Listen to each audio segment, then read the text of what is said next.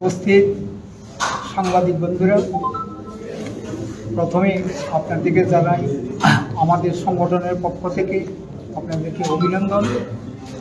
আপনারা দীর্ঘদিন যাবৎ বিগত দিনেও আপনারা আমাদেরকে বিভিন্নভাবে সহযোগিতা করেছেন, আজকেও করছেন, করবেন সামনের দিকেও।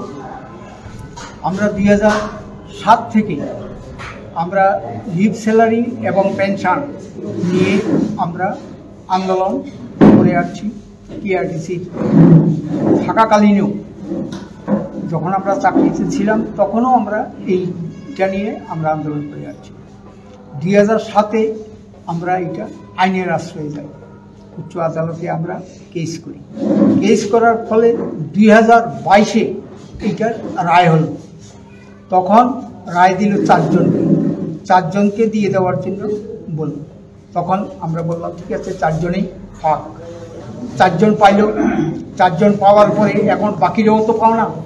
বাকিরা আমরা 1000 থেকে 1200 কর্মচারী ছিলাম টিআরডিসি, কমতে কমতে এখন 100-100 লোক আছে টিআরডিসি। এই যে বাকিরাও তো পাবে, তাহলে বাকিরাকে দেবে না কেন? তখন আমরা ম্যানেজমেন্টের কাছে গেলাম, ম্যানেজমেন্টকে বললাম যে না, আর কেউ পাবেন না। তখন আমরা আইনের আশ্রয় গেলাম। 2024-এ আইনের আশ্রয়ে আমাদের রায় হলো 6 মাসের মধ্যে দিয়ে দেওয়ার জন্য।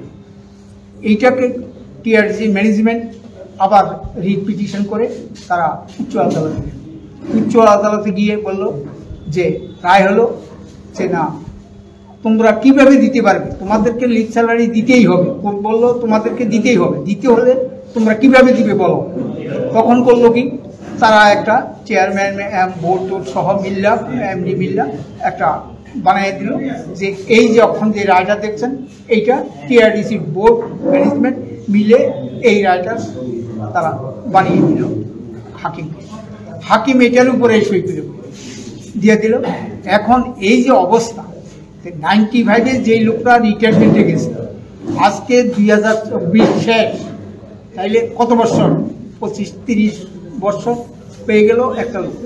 পেনশনে যাওয়ার পরে একটা লোক 30 বছর বাঁচে, তাহলে এমন দেশে আছি আমরা যে এই ধরনের একটা রায় আমরা কিন্তু উচ্চ আদালতকেও আমরা অবমাননা করি না, আমরা মানি। তারপরেও আমরা বলছি যে আমরা এই রায়কে সম্মান জানিয়ে আমরা বলছি ম্যানেজমেন্টকে এবং গভর্নমেন্টকে যে আপনারা বিগত দিনে বলেছিলেন যে আপনারা ক্ষমতায় আসলে আমাদের এইগুলা যত্ন সহকারে দেখবেন। আজকে যত্ন তো দূরের কথা, আজকে দেখি আমাদের 24 থেকে 27 আরও 3 বছর 4 বছর আমাদের অপেক্ষা করতে হবে।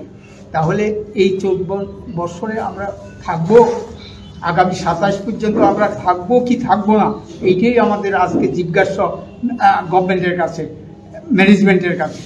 তাই আমরা দাবি রাখছি যে এইসব না করে এবং এই যে রায়টা হয়েছে 24-এর মধ্যে 95 থেকে 2000 পর্যন্ত সেপ্টেম্বরের মধ্যে দিয়ে দেওয়ার কথা, এখনো একজনকে দেয়নি।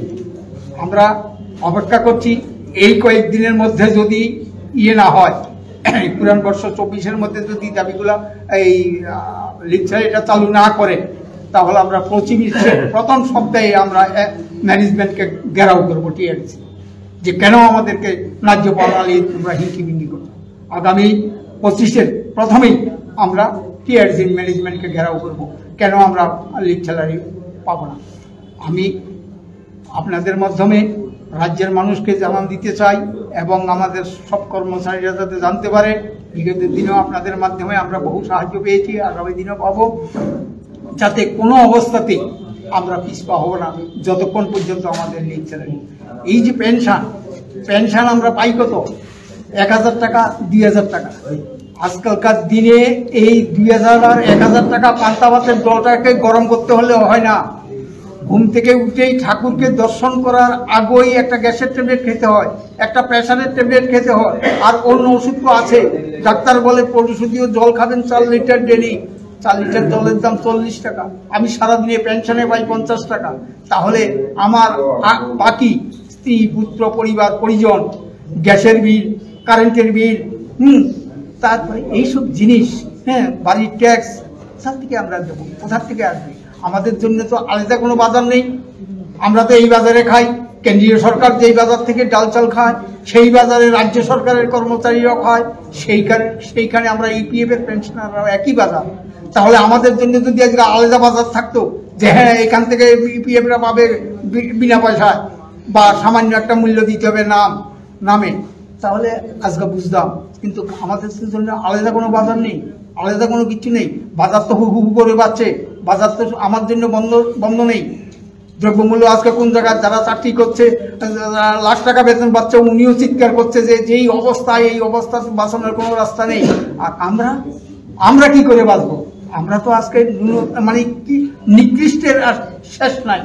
একটা বাংলা কথা ছিল, হ্যাঁ, লেংটির নিচে কাপড় নেই আর চৌকিদারের নিচে বলে চাকরি নেই। আজকে আমরা এমন অবস্থা করছি, হ্যাঁ, আর ভাষায় কিছু বলতে পারি না। অতএব আমি বর্তমান সরকার এবং এই ম্যানেজমেন্টের কাছে আবেদন রাখছি, আপনাদের শুভবুদ্ধি হোক। আপনারা আমাদের দিকে তাকিয়ে, বহু লোক অনাহারে মৃত্যুবরণ করেছে, অনেকেই কন্যাদায়গ্রস্ত, মেয়ের বিয়ে দিতে পারে না টাকার অভাবে, ছেলেকে উচ্চশিক্ষার জন্য বাইরে পাঠাতে পারে না, চিকিৎসা তো দূরের কথা। এই অবস্থায় যাতে গভর্নমেন্টের সম্মতি হয়, গভর্নমেন্ট যাতে পূর্বের ইতিহাসটাকে মনে করে যে আমরা বিগত দিনে কি বলেছিলাম, সরকারে আসার আগে এই পেনশনারদেরকে আমি কি বলেছিলাম। বিগত সরকারের আমলে যখন মুখ্যমন্ত্রীর বাসভবন ঘেরাও করেছিলাম, আমাদেরকে যখন অ্যারেস্ট করে যখন নাকি আমাদেরকে নিয়ে রেখেছিল, তখন সেই দিন এই বর্তমান সরকারের দাদারা সেই দিন বলেছিল যে আপনারা আমাদেরকে আশীর্বাদ করুন, আমরা ক্ষমতায় আসলে আপনাদের কোনো রকমের অসুবিধা হবে না। এই 1000 1500 এইটা একটা পেনশন, এইটা একটা লিভ স্যালারির ব্যাপার, টাকা কাজ করে পয়সা দেবে না, এটা একটা কথা। সেই দিন এইভাবে আমাদেরকে আশ্বস্ত করেছিল।